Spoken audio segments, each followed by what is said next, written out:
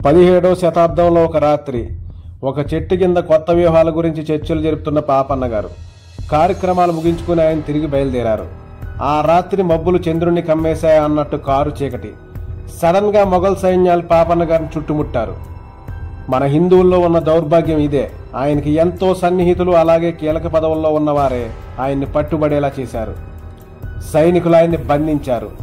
ఆశ్చర్యానికి గురై నివ్వెరపోయారాయన.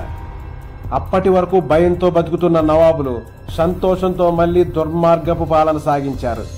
కానీ వారి ఆటలు ఎంతో కాలం సాగలేదు. మొఘళ్ళు వారిని బంధించగలిగారే గాని ఎక్కువ కాలం ఉంచలేకపోయారు. ప్రజాహితం కోరే వారికి పరమాత్ముడే తోడన్నట్టు కారాగారంలోంచి చాకచక్యంగా తప్పించుకున్నారాయన. అంతే, రావడమే. ప్రజలు యోధులతో సమావేశమయ్యి 1000 సింహాల ఆవేశంతో గోల్కొండపై యుద్ధ శంఖారావాన్ని పూరించారు.